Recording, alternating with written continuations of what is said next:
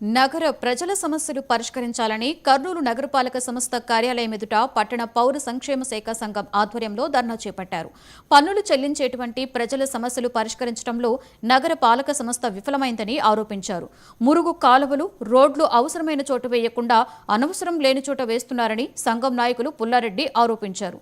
పార్కులు కబ్జా చేస్తున్నా కూడా అధికారులు పట్టించుకోవడం లేదని పుల్లారెడ్డి మండిపడ్డారు.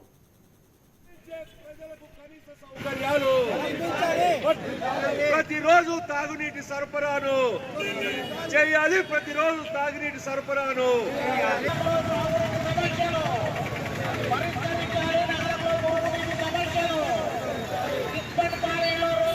నగరపాలక సంస్థ అధికారులు ప్రజల సమస్యలను పట్టించుకోవడం లేదు.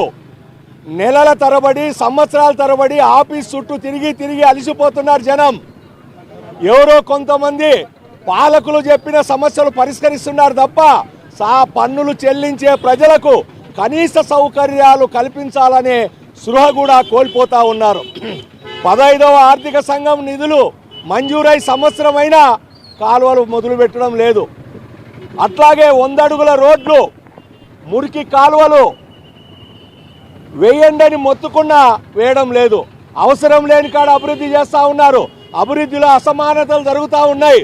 ప్రజలకు ఎక్కడైతే సౌకర్యాలు అవసరమో ఆ రకంగా అభివృద్ధిలో సమానత పాటించడం లేదు, వివక్షత చూపిస్తున్నారు. పన్నులు పెంచడమే తప్ప పన్నులు చెల్లించే వారి సమస్యల గురించి తెలుసుకుందాము, పరిష్కరిద్దాము అని పట్టించుకోవడం లేదు. మురికి కాలువలు కబ్జాకు గురవుతున్నాయి, పార్కులు కబ్జాకు గురవుతున్నాయి. మరి ఏం చేస్తున్నట్టు అధికారులు? అరే కాలువలు శిథిలమైపోయి కాలువలు మురికితో నిండిపోయినా శుభ్రం చేసే దిక్కు లేదు. నగరపాలక సంస్థ అధికారులు ప్రజల సమస్యలను పట్టించుకోవడం లేదు. నెలల తరబడి వరంగల్ జిల్లా